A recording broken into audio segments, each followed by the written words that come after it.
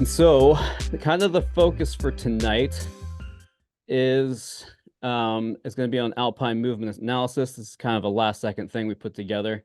So I see we have at least one snowboarder in here. Kind of sorry, disappoint if you were looking for something a little bit more cross-discipline. But for tonight, kind of improvised, and we're going to be doing Alpine movement analysis with a little bit more of a focus on some of the high end. But in the chat, if everybody could, they maybe like just share in the chat what we're working towards right now. I know we've got some folks looking towards things like level 2, some for level 3. I know we even had some folks in here that may have been thinking about dev team. But I'm really curious to what everybody is actually going on for here, because there are some folks that I do not know. And also, if anyone has any thoughts on, what maybe has helped them get better at movement analysis, please feel free to share. It doesn't have to be right this second. It might come to you as we kind of go through the night, but feel free to share at any point if you have anything that has helped you develop movement analysis. So tonight we have a pretty simple agenda. I know we've kind of got a little bit of a diverse skill set here tonight, and so some of this may be a little bit more obvious to some of our more experienced participants, but there's also kind of like a few bits I've learned, not necessarily through kind of my yes, thank you, Stefan. Movement analysis is movement analysis. That's a great point there. But there's a few other bits I've learned, not necessarily through my own development, but rather sometimes, through things like a little bit of frustration with some of my own feedback I've received. And that's not to put down any of that feedback I've received. It's just, it's no matter where you're at in your own development, there's always opportunities to get better. And so after I get through a few of those points, just to kind of cover some of our bases, we're going to dive into some of those videos to practice our MA together. And so just the first piece I wanted to mention is, in my opinion, movement analysis is as much of a practice skill as our like our own skiing skills that we work on the snow. The only way we get better on the snow is by practicing a movement pattern over and over until it becomes an autonomous habit.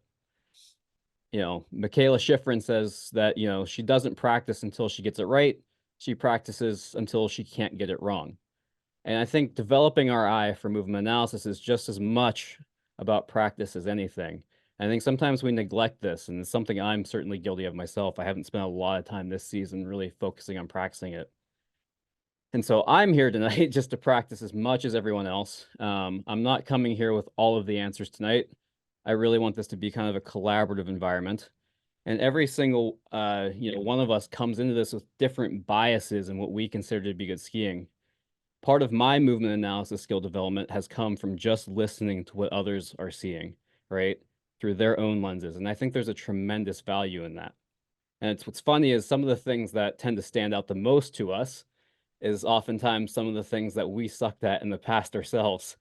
And I'm certainly the things that I look for when I'm doing MA are oftentimes the things that I have spent the most time working on myself. So please, I encourage everyone to kind of speak up tonight when we get to these videos.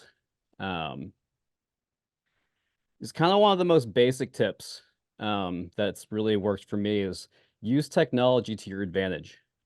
I know this is kind of looked down upon sometimes, but features like slow motion that are built into YouTube have been a big part of my own development.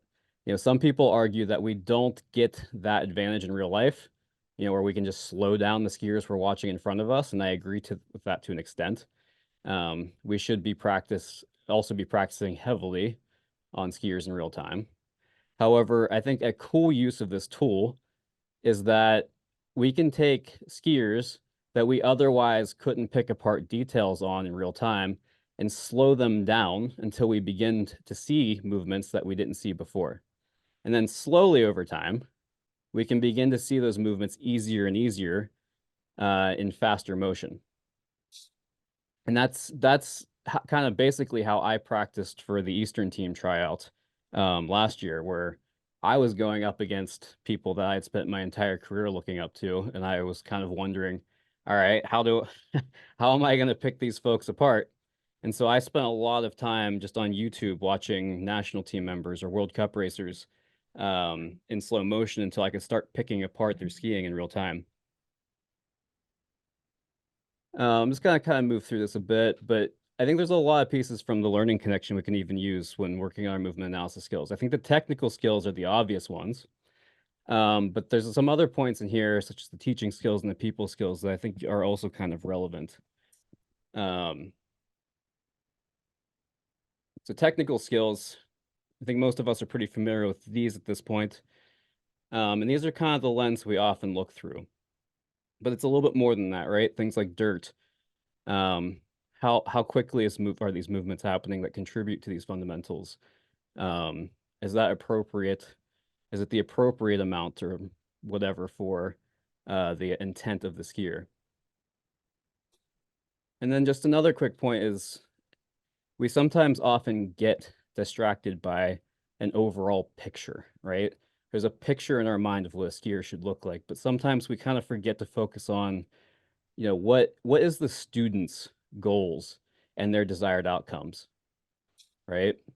And so tonight we're going to be kind of touching on that a little bit, but really we're going to focus on kind of what's observing the current ski performance or board performance, because I know we've got Stefan in here.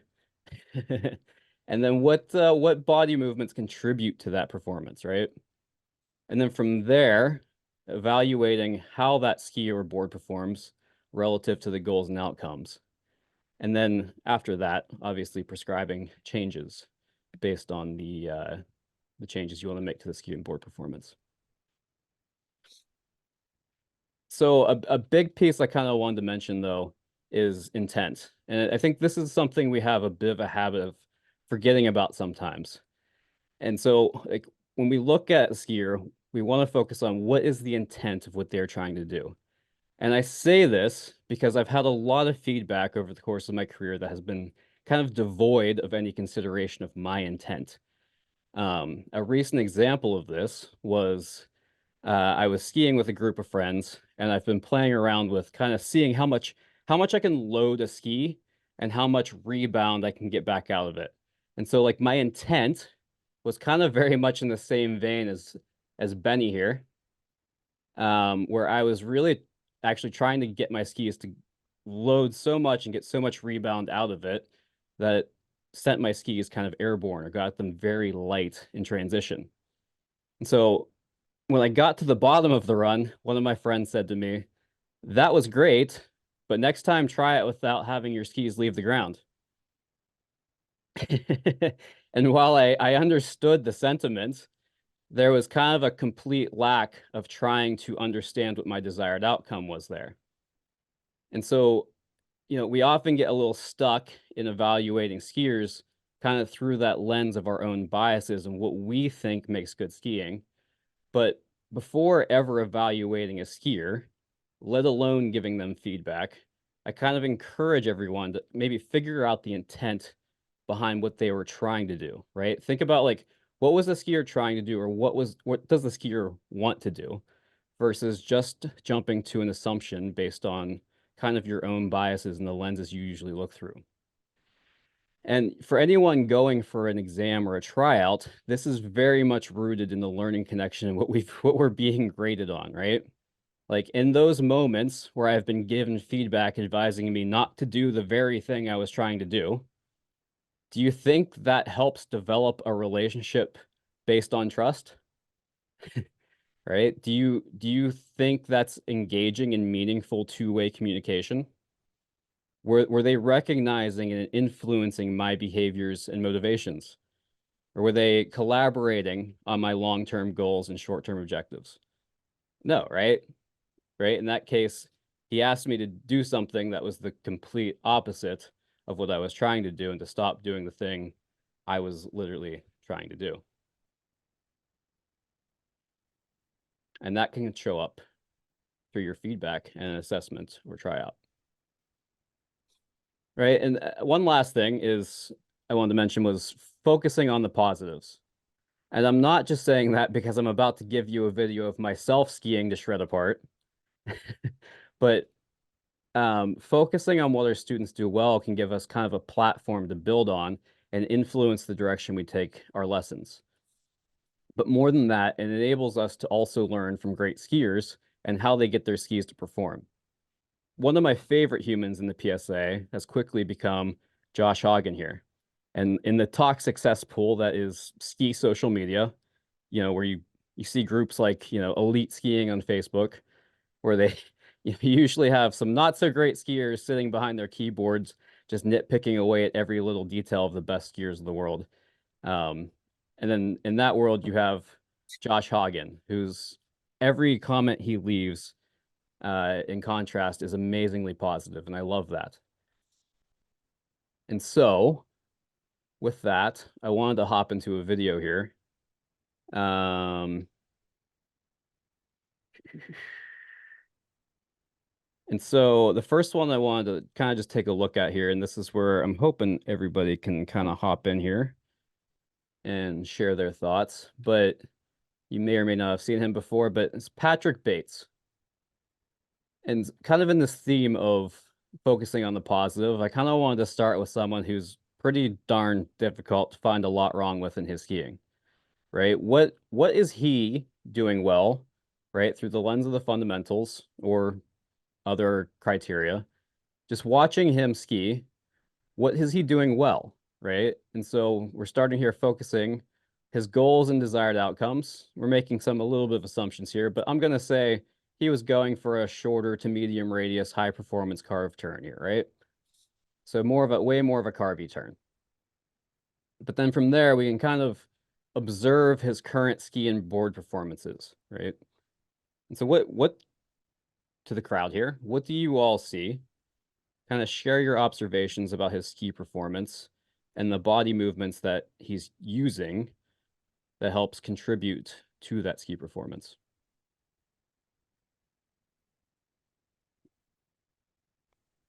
Oh, really great long leg, short leg. Yeah, absolutely. Right? He's really moving his center mass down the hill and into the turn. Yeah, there's a certain element of kind of like an aggression, and he's very much moving down the hill constantly. There's never a pause where he gets stuck behind his skis. Incredibly stable upper body. Yeah, for sure. I like how you can see that he's looking right away to the next turn and the next turn. That's actually a really, really great point and something I learned about myself and that I wasn't doing a few years ago. Um, when I ski moguls, for example, I visualize my line and I look ahead and, try to anticipate what's coming up. But a really funny thing, and this is actually something they focus more in like in Austria and whatnot, is vision, right? And we don't talk about that a lot. And what I learned is I don't visualize typically, at least out of habit, on groomers very often. But what's really funny is when I do, and I remind myself to do that, it really helps.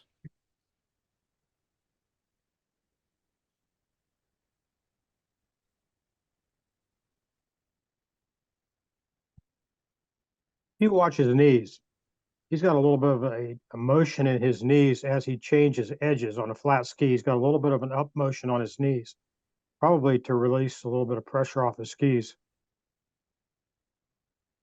Yeah, I would agree. That kind of plays into that fifth fundamental of regulating the magnitude of pressure between the ski and snow interaction, right?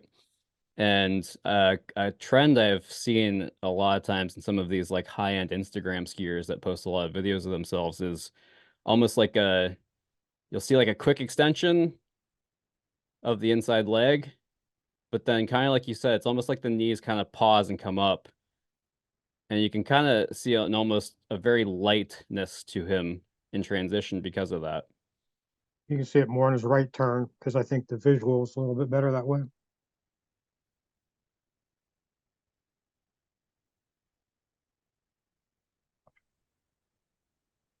Is Um, it that little, hitch of his knee and kind of like that you're talking about, like right there? yeah. Yeah, if you watch it, it's like pop. Just a It's very almost like little movement. it's almost like he very quickly pauses his extension,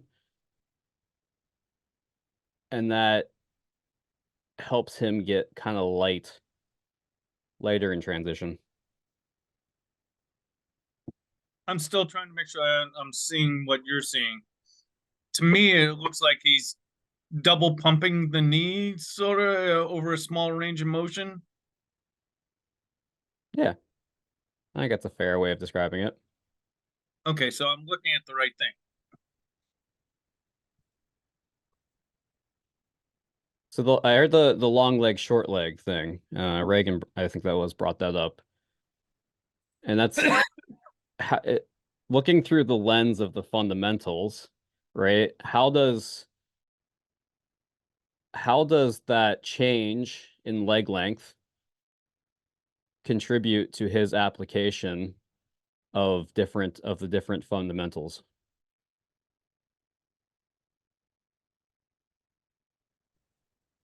The difference in leg lengths increases the edge angles. For sure.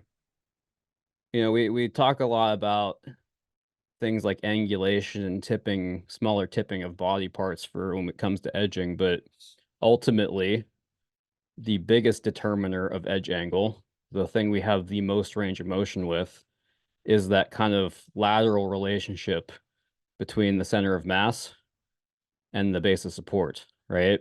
The farther inward of the turn the center of mass moves relative to the skis, the higher the edge angle is ultimately going to be. And so we achieve a lot of that through, at least folks like Patrick here achieve that through a large differential in leg length, a long outside leg and a very short inside leg. So edging, for sure. How about some of the other fundamentals?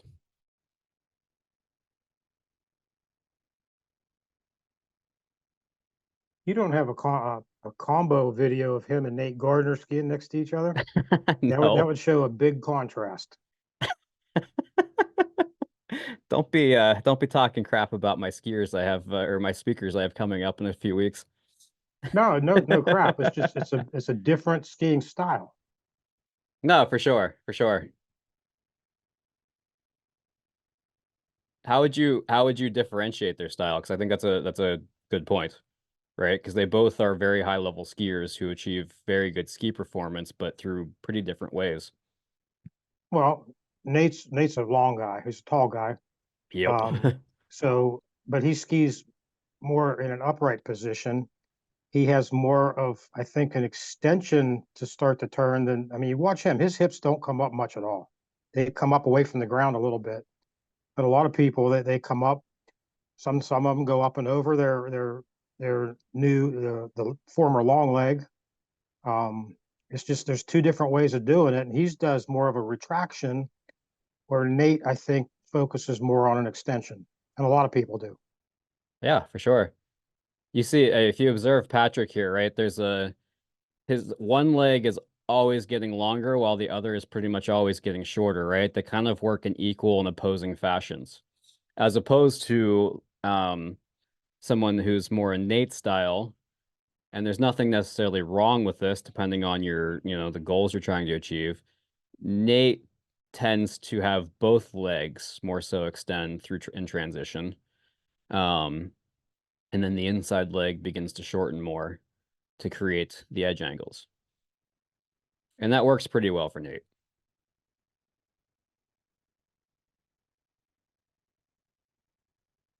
How would you describe the body movements he has here with the leg length change and how that allows him to move along the length of the ski, right? That first fundamental, fore and aft pressure.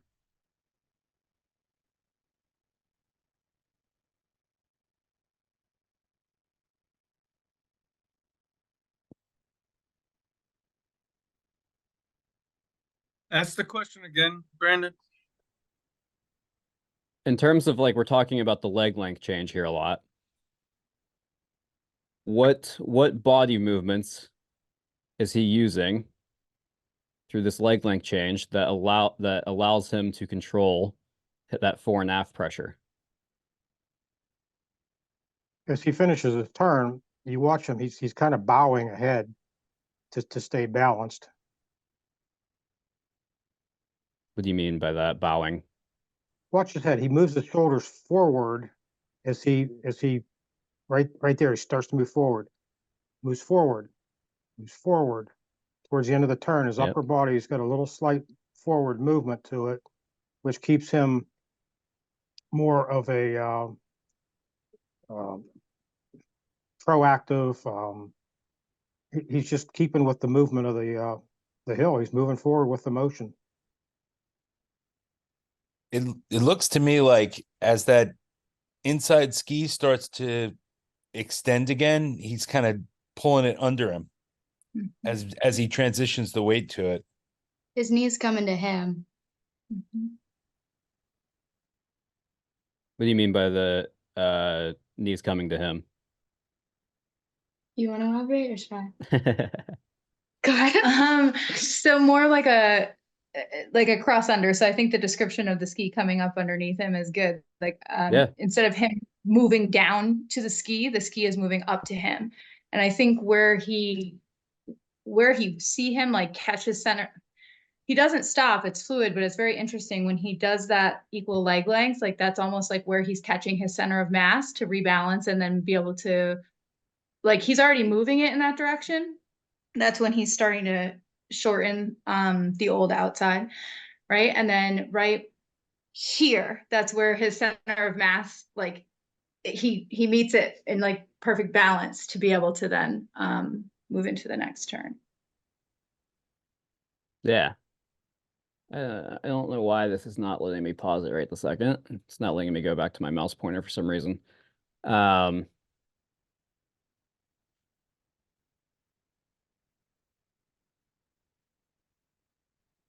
Yeah, I wanted to pause it to point something out, but it's apparently not going to let me right now. But what I see personally, and I think also Brian started to touch on this as well, is if you watch his inside leg that then becomes his new outside leg, as he's coming out of this apex here, you see that short inside leg, which I think is kind of comes to him as you were describing.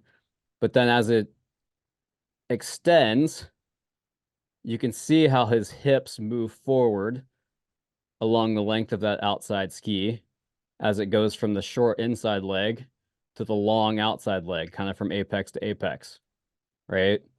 And so what like are the joints involved with fore and aft movement? The ankles, the knees, the hips, and to some extent the spine, right? And so as he goes from this apex, the short leg, he extends that knee and the hip, and that helps move him along the length of that ski, right? That forward movement into the next apex. And it's a lot like skating, right? I always say some of my best turns come after skating into a turn. And I think it's because it really dials in this movement pattern of that constantly moving forward down the hill that we talked about earlier.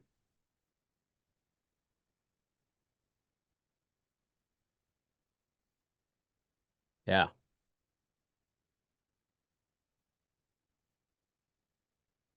Yeah, a lot of good stuff going on here. Is there any other thoughts anybody wanted to share before we kind of move on? Good visual to a less than optimal visual that I'll give you through my own skiing here soon.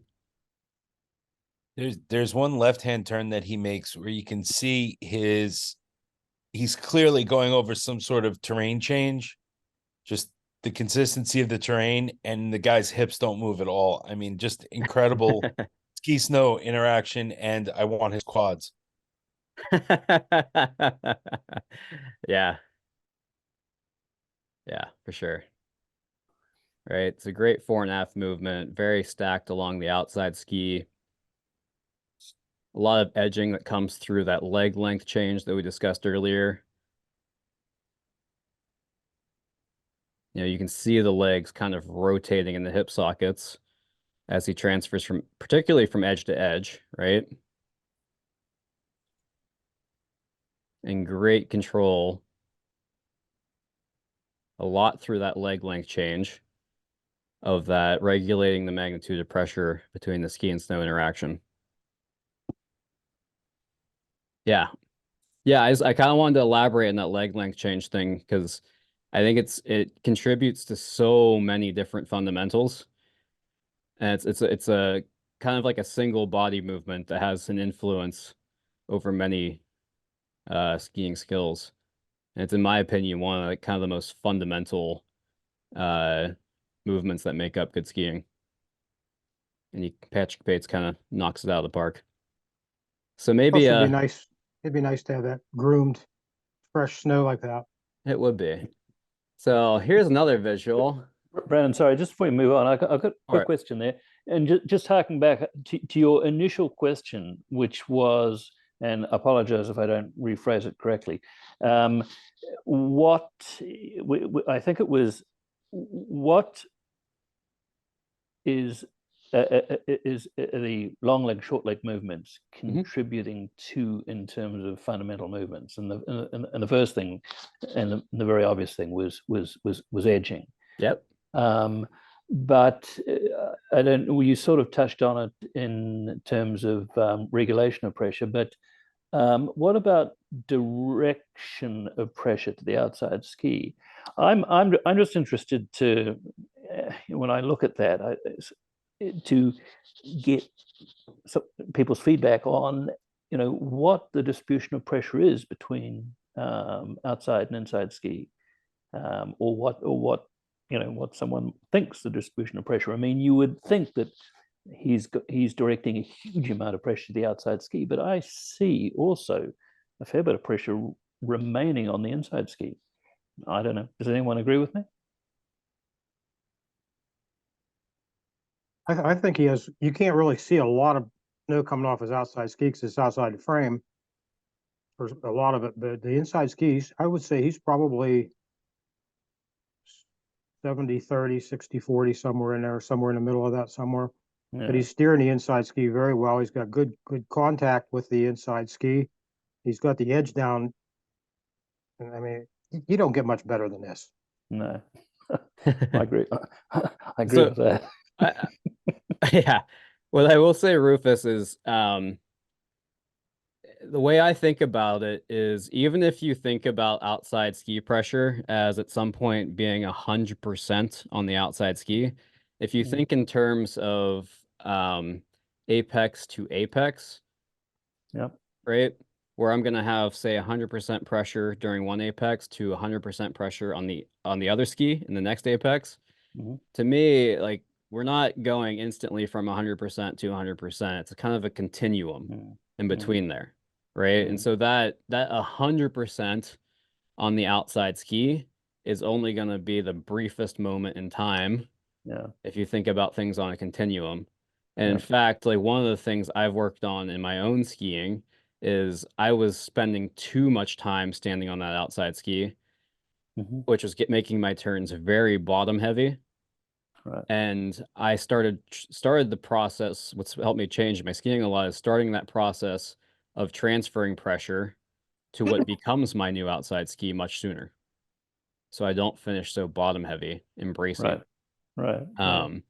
And so, like, I would say, and you can feel free to disagree, but in my just observation, especially like if you watch the first couple turns, like right here, there's significantly more snow spray on the outside ski.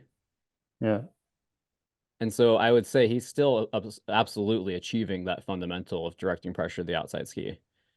Yeah, I mean, I guess what I initially saw and what I was that exactly what you said, bottom heavy at the end of the turn. But then the more I looked at him and the more I kept my eye on his inside ski, I don't think that's the case at all. I think he's, I mean, to my eye at least, which is relatively untrained, he's carrying or maintaining a pretty high degree of pressure on the inside ski at the end of his turn. I would say at the end of his turn, that's because he's beginning that transfer of pressure, right, to what becomes his outside ski. Because at that point, right after edge change, when it becomes your new outside ski, you're gonna want not 100%, but more than half of your pressure on that new outside ski, right? And if you Yep. don't start that process until the edge change, that's when you end up being late. Late, yeah. Yeah. Very That makes- good, thank you. Yeah, does that make sense? Yeah, no, thanks. No, I was just interested to see if others saw what I thought that I was seeing, and I think they did. So that just validates slightly. Perhaps what I was seeing was right. Yeah. For me. No, it's perfect. All right, I so have to admit I had the same thought, but my question, Brandon, is, I mean, if the pressure were to completely be released from that inside ski, wouldn't at that angle, wouldn't it stop turning? Wouldn't the tips converge? I wouldn't say it stops turning per se, but you'll definitely lose.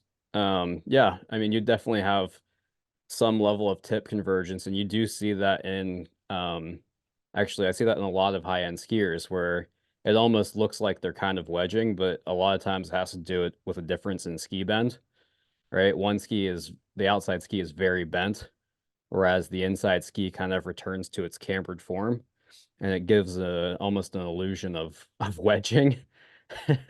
um but yeah, you definitely can get that visual when you get super light on the inside ski of an almost in fact, if I go back here, hold on. Well, I'm going the wrong way here. I think you can see that in Benny. All right, it'll slow down here in a second. But watch his ski tip relationship.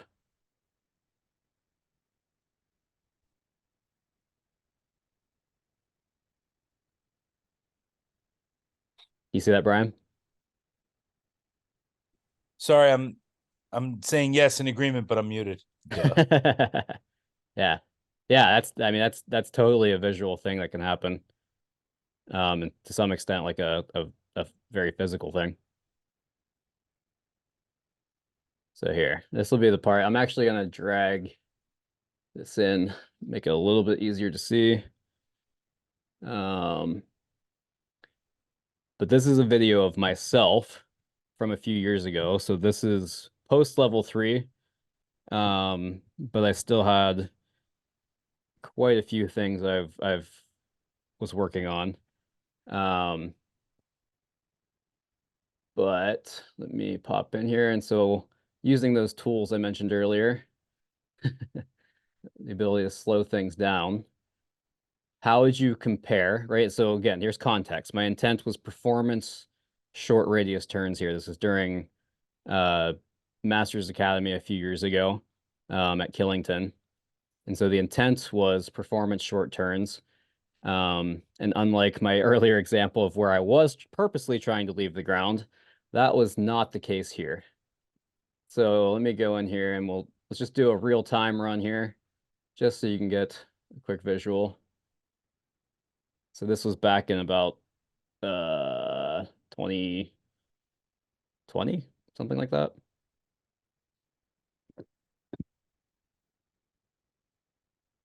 One more time.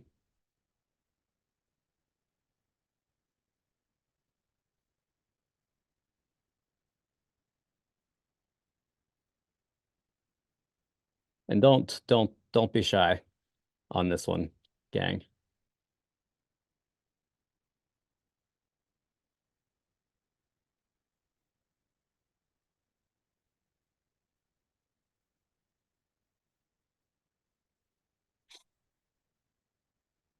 I don't have much of any ego left to destroy, so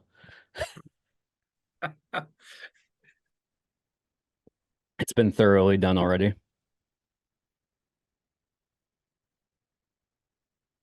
Is it like you're skidding the tail or pushing with the tail? Am I seeing something there? It's probably some of that for sure. I don't see any long leg, short leg. Or maybe I do. Wait, hold on. I wouldn't disagree with that statement. At least. Disagree. Not like how I see you now. You're popping up, but Yeah. I think we talked about this. Are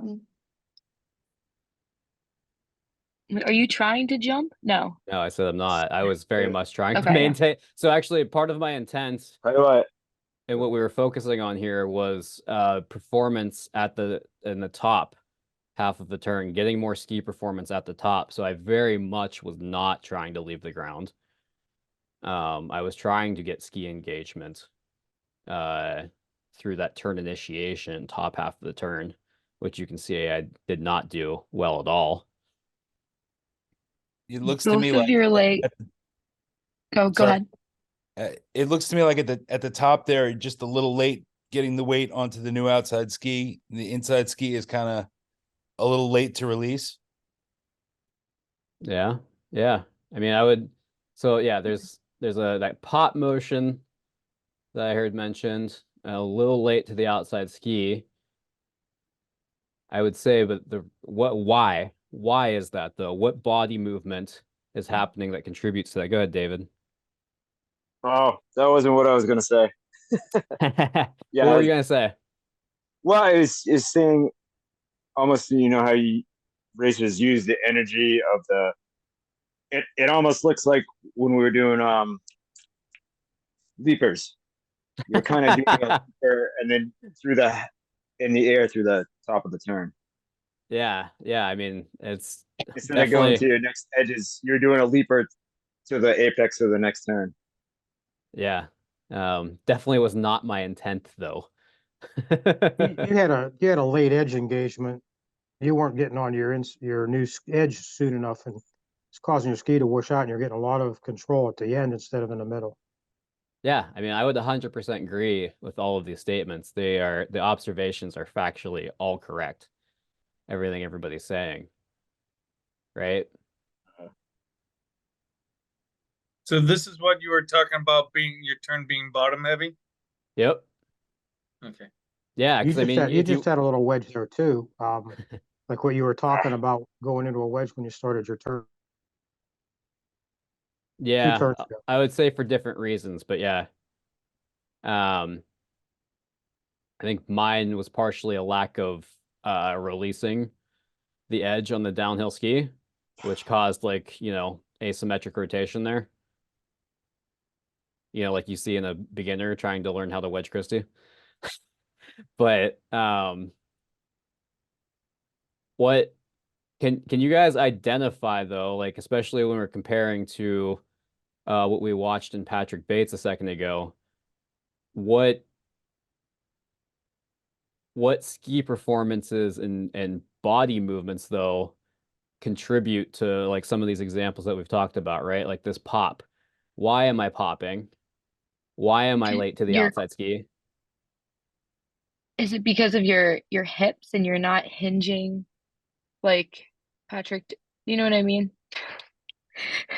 It's not that he's hinging, but I think you're not getting your body down the hill like he was, right? Definitely not. Skate type motion, right? Yeah. That knee movement. It seems like you're extending through both knees rather than flexing or like retracting to the new Yeah. inside. Yeah, definitely. Yeah. The one That's what I was turn, thinking. You're the one turn you make right next to the camera, I can clearly see your knees in front of your shoulders. So definitely a little aft going through at least that turn. Which one? See, is it Right when down? it's side on to the camera. Because obviously from that angle, it's hard to tell if you're aft, but that's the only thing that would give you like right there. Yeah. Yeah, and I wouldn't necessarily say that being aft towards the end of the turn is always necessarily a bad thing, right? We tend to want to be a little bit more tail heavy at the end of the turn. However, I am in this position, I would say, due to some less than ideal movement patterns. I'm definitely not necessarily there on purpose. Because I'm also not just back on the tails, but I'm ending up kind of on the inside when I need to be moving more down the hill. It looked like you were a little inclined. No, for sure. Yeah. I would 100% agree. Definitely a lot of inclination, like right there. Yeah. Nah. Looked Watch right his there. watch his turns as he extends up instead of flexing that inside knee to allow the energy to carry him down the hill. He's extending up and over that leg Yeah. instead of moving across down the hill, which causes a late engagement. But Yeah, for sure. if I may say, You may. that's a perfect turn if you're in like the Sierra Cement. You want to pop up out of it. Yeah, and that's why I don't Yeah. I Yeah. don't like claim that a flex transition or a more flex Yeah. transition like Patrick Bates has is always the answer, right? And that's why I wouldn't throw any shade on like Nate and his more extension-based technique, right? Because there are absolutely situations where an extended transition, kind of like this, is Yeah. better, right? When you're in crud and slush and stuff that it's Yeah, if you're hard in to the actually get sludge. your ski to turn and perform. Hell yeah, I'm popping up and trying to get light and above the snow. Brandon, can you just back up and talk about Kevin's comment about moving up and over as opposed to across and down, and just kind of talk about that for a minute? Explain Yeah. that a little bit. So this is one of the, see if I can find a good freeze frame here. Right, and I think somebody was talking about it being more poppy, right? And this is me trying to get down a little bit more to the root, though. I was digging at like why? Why am I poppy? Why am I inclinating more? Why am I being late to outside ski pressure? Why am I so bottom heavy, right? Because our job of ski instructors is to find that root issue that fixes a lot of these things, right? And so what my dad, Kevin, was talking about here is kind of that extension, right? I'm coming up and over the skis, right? More of a crossover. And it's not because that was my desired outcome, it was because I had to.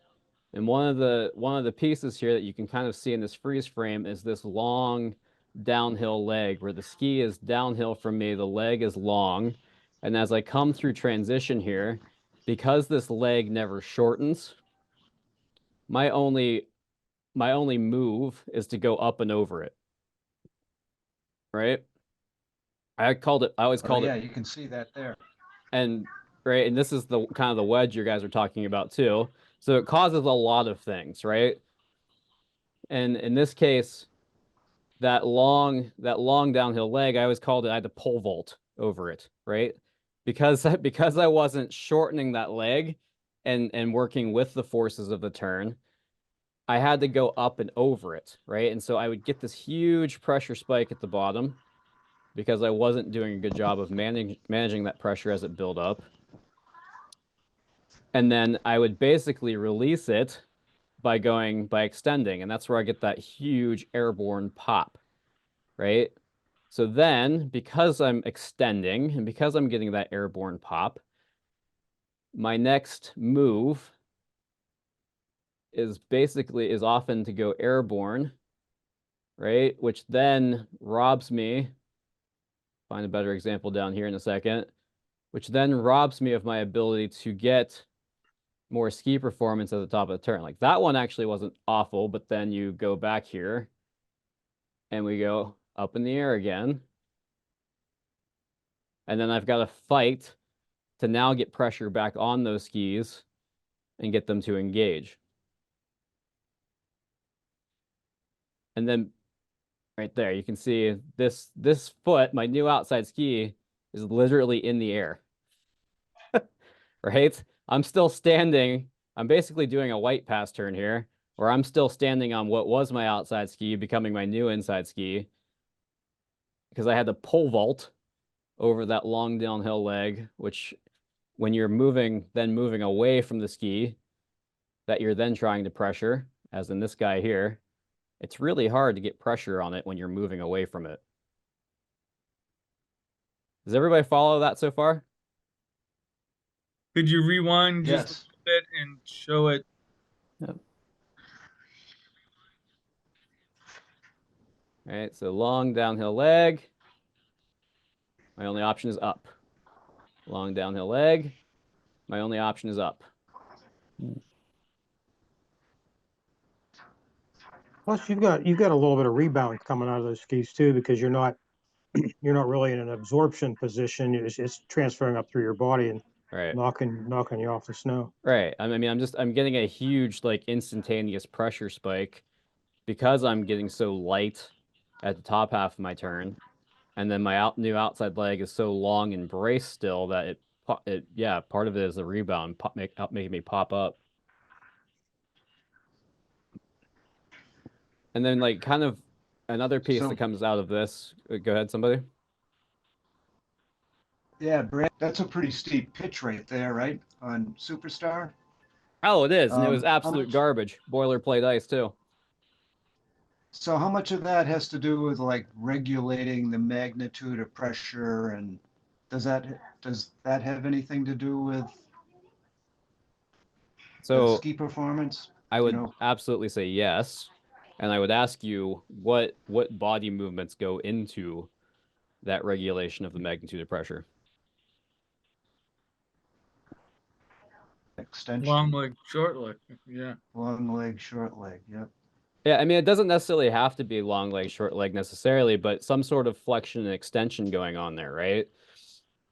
Right. I should be starting to flex that leg to help manage that pressure instead of keeping a long braced leg that causes the pressure to build up and keep pushing back at me. Right. Right. And then some of these are a little bit better than others, but in this case here, right, where you can see somebody else talked about a large amount of inclination, right? Because I had to come up and I was super extended in transition when we're very tall, it's really hard to tip smaller body parts, right, when we're tall. And so my only option really to get edging was full body inclination because of how extended I was.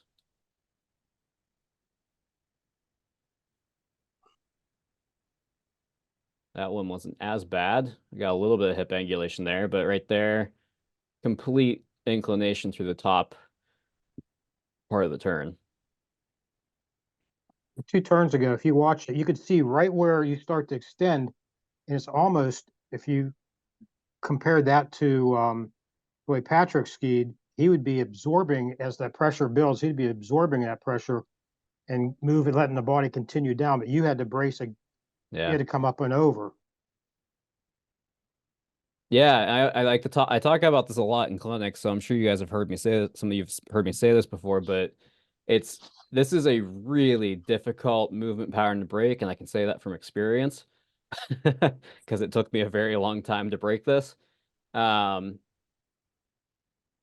It's a negative feedback loop, right? Where like you get so bottom heavy that you, like in my case, I didn't physically have the strength to bend my leg. I knew in this moment I needed to bend that leg more, but because of how bottom heavy my turns were, the forces that were there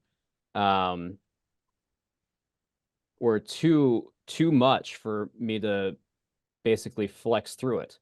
My body knew it wasn't strong enough to flex, so I was instinctually bracing. Right? And so you get stuck in this negative feedback loop almost of, all right, I'm bottom heavy. I have this huge pressure spike that I'm now bracing against, but now I've got to start my new turn. And so I have to do this goofy crap of, pole vaulting over my leg, which makes me be light through the top half of my next turn. And now I'm stuck being bottom heavy again because I couldn't get my skis to do anything through the top half. Right?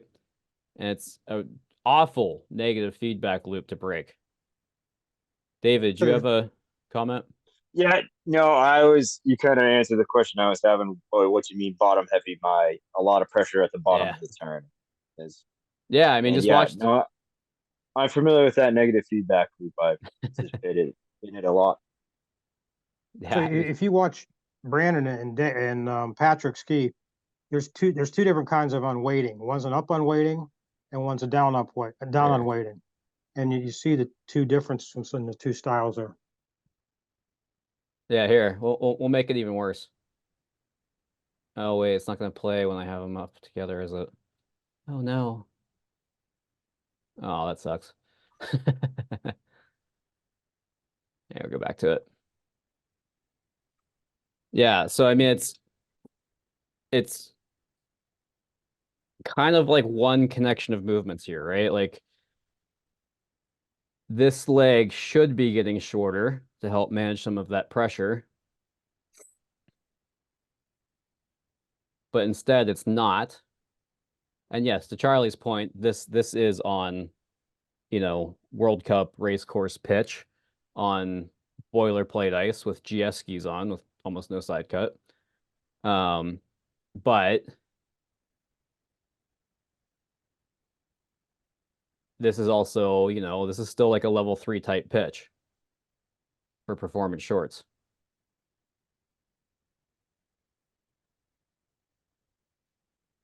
And so one kind of series of movements here contributed to a list of different things. And the root cause for me really had to do a lot with just that management of pressure and the movements behind them, the changes in leg length, right? And the other one I mentioned earlier was about kind of Rufus brought up the outside ski pressure and inside ski pressure. Another one of the changes that I made that kind of helped make this happen is from here, actually trying to start to transfer more weight to the inside ski so that there wasn't so much pressure on that outside ski that I had to brace against. Right? And so right here, coming out of the fall line, typically where I start to transfer that pressure again to the inside ski and take some of the load off the outside ski so that I can then start to have more pressure on the outside ski as it becomes my new outside ski.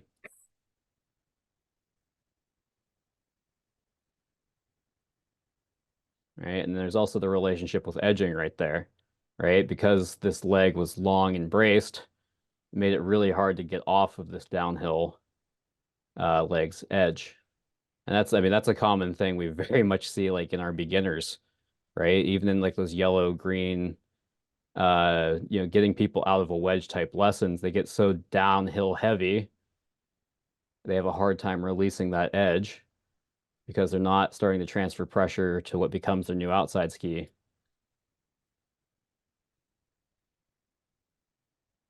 So Brandon, Yeah. you talked about positivity. So like how we've been kind of negative on you. So That's okay. What are there any positives out of this that should we be pointing to? That this skiing somehow passed level 3. Okay. If that gives anybody hope. Woohoo! So, but why? So that okay, great. Congratulations, right? But why would you say it passed? Yeah, I mean there's still like, right, you can still point to, I would say, like a certain you can see the fundamentals still at play here in a lot of ways though. And like this obviously, like this was not a great run for me. I mean you can see the shimmer right here of the ice with a little bit of something resembling traction sprinkled in between, right? And so this was a pretty rough run for me. But you can see even though sometimes it may not be the most efficient, right? You can see, like somebody pointed out, the extension of the knees, right? The kind of simultaneous tension. there is control of the relationship of the center of mass relative to the base of support, right? There is that forward movement to get ski tip pressure. And then I start to settle a little bit more aft at the end of the turn, right? So I am controlling that first fundamental, right? At least in some parts of the turn, I am directing the majority of my pressure to the outside ski, such as right there. I am controlling edge angles through a combination of inclination and a hint of angulation, right? The legs are still, right here you can see it, rotating separate from the upper body. And definitely while it was probably my weakest point in this, there are sometimes some glimmers of regulating that magnitude of pressure. But then put it back up to normal speed, it looks pretty good. Right. Yeah, like if we go back again, we slowed this down to hyper slow motion to pick it apart. And, you know, the typical examiner could easily shred me apart in real time in this video. But still, like, relatively speaking, I think it would be described as relatively high performance skiing, right? Yes. I probably wasn't the worst skier on the mountain that day. I think it's all. Agreed. Agreed. Go ahead, Rufus. Sorry, I didn't mean to interrupt. I mean, I think it's also pretty hard for us to see what effect the snow conditions were having on the way people potentially were skiing that particular run. A question I have, was this run with these particular conditions chosen deliberately to try and expose deficiencies? For sure. I mean, I was in a group of all level 3s, and a lot of us were looking towards dev teams. So like we were purposely targeting less than optimal conditions to train in rather than necessarily optimal conditions for fun. Yeah, for sure. Yeah. Brandon, when you said that the average level 3 would be able to pick you apart in real time, I meant examiner. That's what I meant. But yeah. Is that, I mean, the answer seems obvious now that I'm almost saying it out loud, but will our eyes develop? Because in real time, other than you leaving the ground a little bit, I can't pick out a whole. That's what I mean. Like, could you see more of it when we slowed it down? Oh yeah.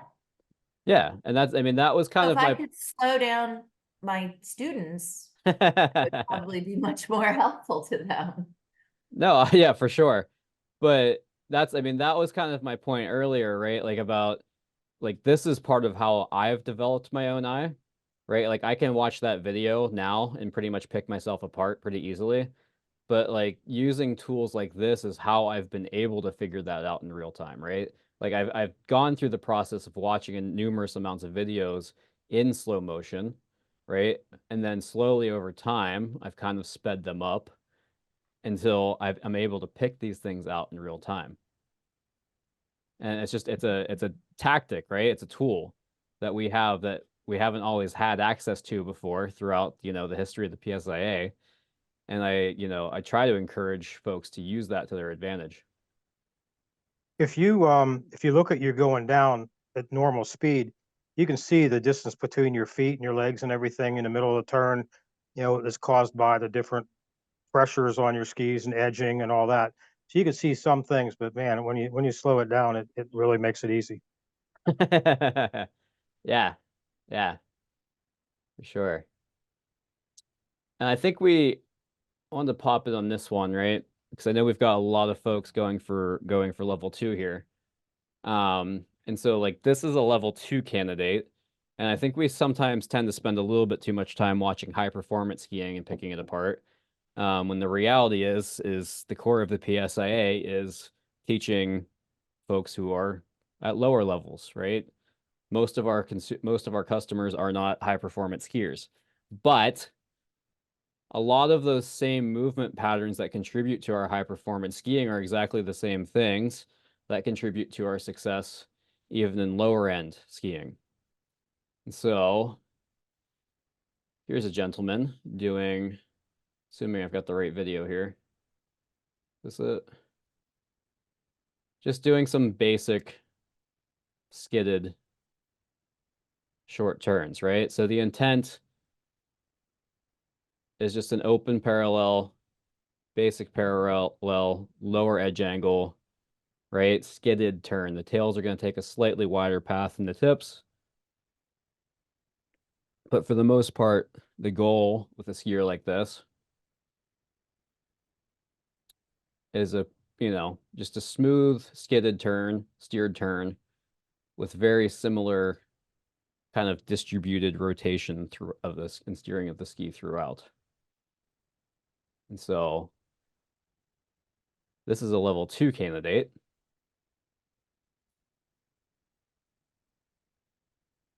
Oh, I thought the video froze. Video actually just paused there.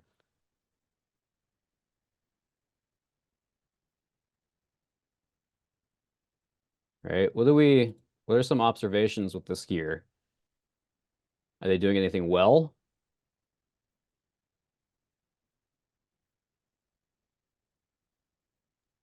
He appears to be managing consistent speed Yeah. and shape.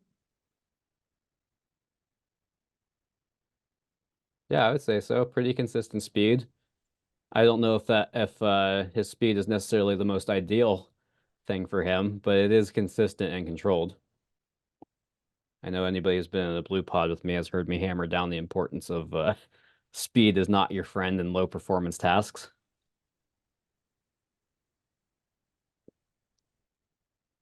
Right. And I think even observing some of this low end stuff is extremely important for even like folks looking for dev team, right? Because I don't know if there's anybody in here who's gone to a tryout before, but we do low end activities at the dev team tryouts because the basic reality of it is that we're applying for a job to be a level 1 examiner and work lower level type events. And so they are absolutely evaluating us on things like this. And we're going to have to both ski and teach to these at tryouts. And I don't see a whole lot of upper lower body separation. I mean, he's turning his skis quite well, but to me, it's a whole body movement as opposed to a leg movement. Would that be fair? Yeah, I mean, I would 100% agree. I don't really see a lot of steering of the skis separate from the upper body. I'm seeing just not very good outside ski to outside ski management. You could see in a couple of places where the outside the ski tips diverge. The outside ski isn't engaging and turning as much as the inside ski. Wait, which ski did you say diverges? The outside ski, right there. The new inside diverges back up the hill. Yeah. I can see the new inside ski diverging up the hill. He looks aft. Which usually means he's got too, and that's as a result of having or leaving too much weight on that inside ski, isn't it? He looks like he looks like he's on his heels, maybe. I mean, they freeze frame it right here, I think, for a reason. Yeah. In the apex of the turn, right? Where sorry. The apex of the turn, typically when we're allegedly the most forward, at least along the length of the outside ski, there's not a whole lot of his mass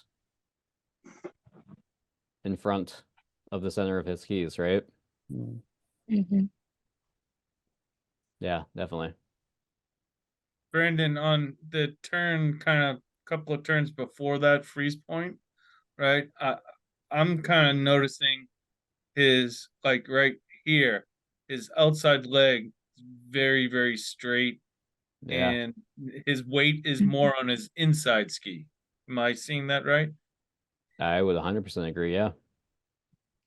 Most of his turns are that way. Yeah, I think, yeah. What I I mean, actually like, thought his turns to the right, he was more bracy with that left leg. He has yeah. more flex going the other way, I think.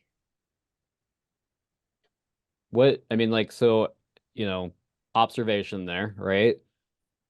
Downhill leg is typically pretty long. What kind of effect do you think that has on his ski performance, whether it's in that phase of the turn or throughout other phases of the turn? It seems like his turn shape, it's not a well-rounded arc. What is that video that Is keeps it- coming up? It's It's just, almost like he's rushing from turn to turn. yeah. Kind of like that one dumbass we watched in the last video. I was reflecting on my own performance, Brandon. I was reflecting on my own there, right? I would say that he's having trouble managing the pressure between the skis because of that, right? Yeah, I mean, like, I wouldn't necessarily say it's the same situation as the last video we watched with me. Like, right, there's not a lot of forces going on here necessarily, but yeah, like, there's definitely some ineffective management of pressure between the ski and the snow interaction, right? Yeah, like what I would say is that you see the snow coming off only one of the skis, not two, right? Yeah, I Yeah, mean, You I see think that inside. snow spray. I'd say, when do you see the snow spray start, though, too, right? Yeah, it's late. Yeah.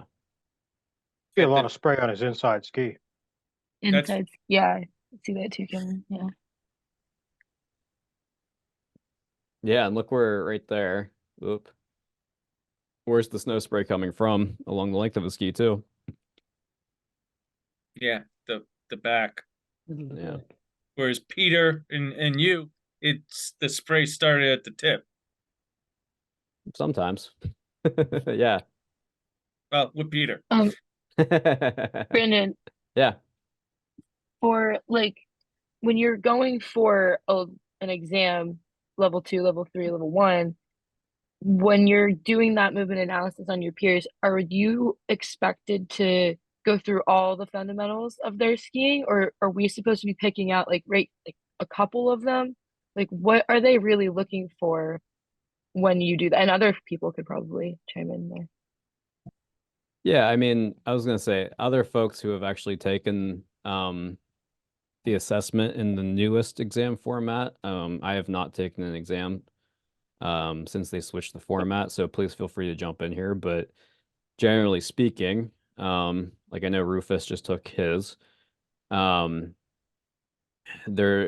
more so gonna ask you to describe what you see as far as ski performance goes, and then kind of work your way up Okay. the chain, right? And you can pick, right? Kind of more, you don't necessarily have to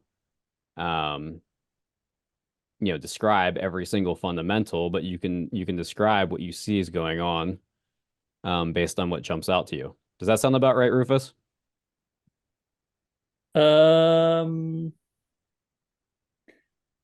Yeah, I think so. I mean, speaking very personally, the challenge I have is linking what I see to cause and effect, and that's Right. where I have to stop and think. I mean, I can usually see what's going right, or perhaps more specifically, what's going wrong. But for me at least, the challenging bit is saying, okay, well, what's causing that? Yeah. I identify what's causing it, and then of course, the next step is okay, well, how do you fix it? Right. Yeah. I mean, like the Yeah. general process is generally we observe, like I mentioned earlier, we observe the ski performance, and then we kind of observe the body or what body movements are contributing to those ski performances. And I think generally speaking, you may have what I've heard. I think it depends potentially on the assessor and who's running the assessment, but for the most part, you're going to have a chance to describe ski performance. and then you're gonna have a chance to relate it to body performance movements, and then you have to evaluate those at some point, right? Is that optimal, or is there room for improvement? Mm. And then at that point, you know, that's where you kind of might roll into more of a teaching segment where, at some point where you take that evaluation of the ski performance and the body movements and prescribe a change to help improve that. Mhm. Yep. Is that a level 2 that we are observing? This is a level We're 2 just- candidate, yes. We're just practicing level 1 open parallel with Quinn yesterday, Mhm. and that's kind of what we've been doing. I don't see much of a more dynamic or more edging on this candidate of what we were trying to do on the open parallel yesterday for level 1. What kind of can you elaborate on what kind of dynamic edging you were looking for? I just and then I think last week we're doing, I'm not sure with who, trying to differentiate what the level 3 looks like, what the level 2 looks like, and what the level 1 looks like. And we've been practicing level 1 yesterday, trying to slow it down, use more of a rotation versus edging.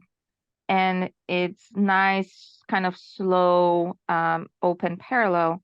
Yep. So I have a hard time seeing that this is any more dynamic that we did yesterday for level 1. So I mean, what the expectations between, so, I mean, like, as far as what makes a good basic parallel turn between level 1, 2, and 3, there is no difference, right? I'm gonna, if I, whether, no matter what exam level I'm showing up to, I'm not really trying to do anything different between each level as far as like a basic parallel turn goes. The difference is in the level of expectations and how many fundamentals they're expecting you to demonstrate with proficiency for each exam. So at level 1, right, you really only need to demonstrate proficiency in maybe a couple of fundamentals in basic parallel. So if you say you nail your fore and aft movement and you nail your rotation of the leg separate from the upper body, that's a pass at level 1, right? Whereas at level 2, the expectation increases to something more like 3, maybe 4 fundamentals, right? Where now you've also got to make sure you're nailing something like, say, your edging, or whatever. But then at level 3, they're expecting you to demonstrate proficiency in all 5 fundamentals, right? So now that's where, like, this guy might get nailed on the fact that he's always finishes with a long downhill leg and has inefficiency with pressure management between the ski and the snow because of that, right? Does that make sense? Yes, that was good. Thank you. Yeah. So no difference in what the kind of ideal outcome is between levels, just expectations of what defines a pass or fail. Or sorry, attain or maintain. Yeah. So sorry, did I miss something there? Or can we ask, did this guy pass?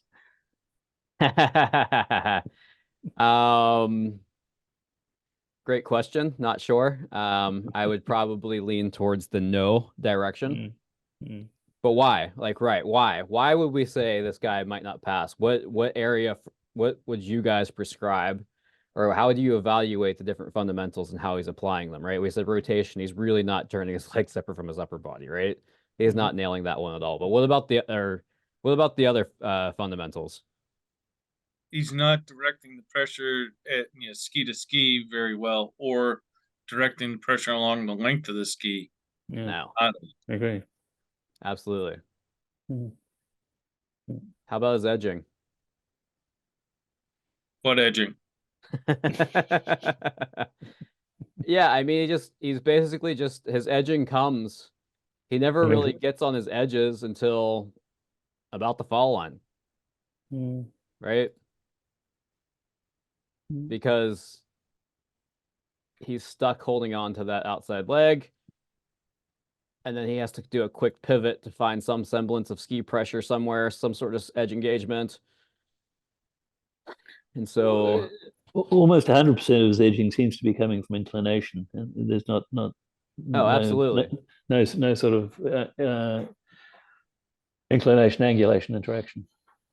Yeah, I would think agree. that was the purpose of me kind of asking that question, because like I would say that he probably should pass the level 1, but if you're telling me that's a level 2, I have a hard time seeing that this is a level 2 skiing.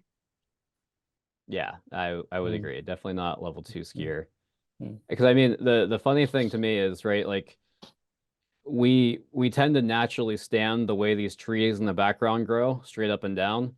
And if you stand across the hill the same way the trees grow, you're on an edge without trying, right? And so I think it was that you that said that, Rich? What edging?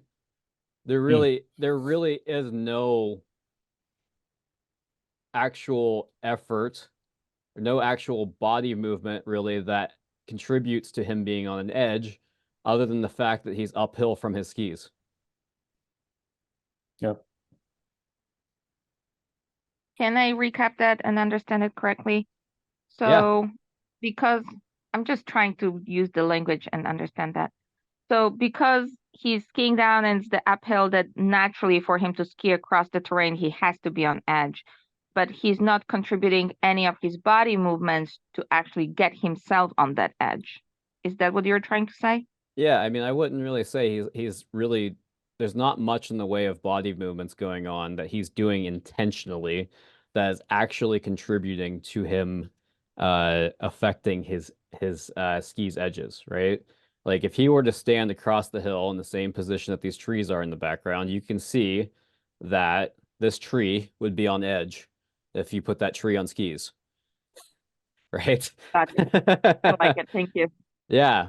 And so he's really, and you can probably see it in this freeze frame, he's pretty perpendicular with these trees, right? Mm. Mm. Right? Yeah. And so Yep. that's why he doesn't really get onto much of an edge until the later half of the turn. Yep. Would you say, let me come through here real quick.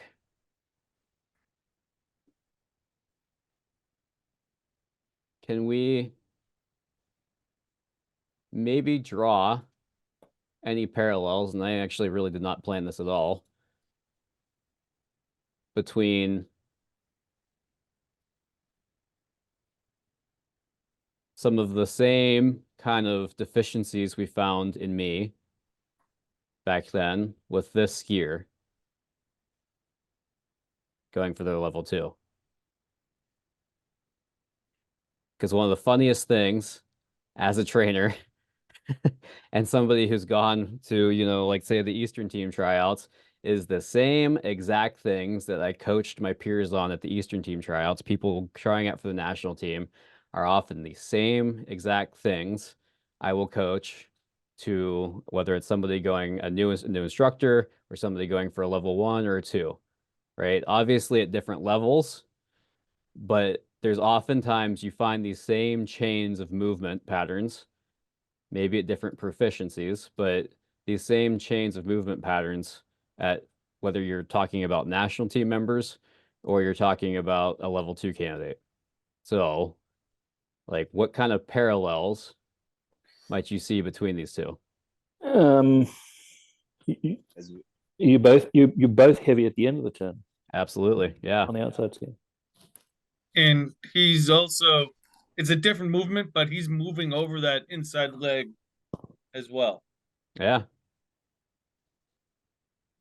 Yeah. Is Yeah. there like a body movement in common? Like that contributes to both of those? Late to the turn. Yeah. Right. How about that leg length thing, right? Yeah. Yeah. Oh, yeah. Long downhill leg at the end that kind of blocks the movement into the new turn, right? Yeah. If this Yeah. skier here Yeah. finished his turn by shortening this leg here, or getting a little bit, at least a little bit more differential in leg length throughout his turns, it's going to get him. It's going to allow him to move in this new turn easier, right? You're going to lose some of this big pivot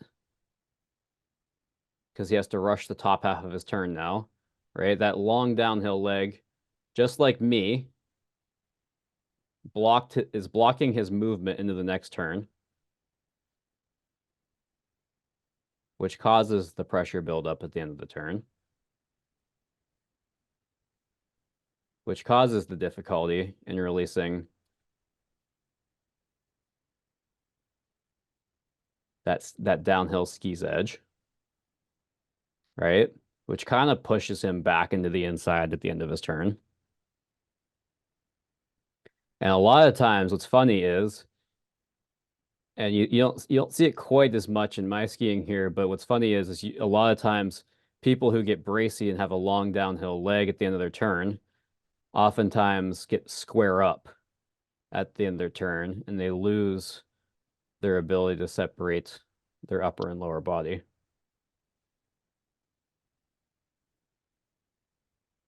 So with all of that, do you have a video of you skiing now with all those improvements?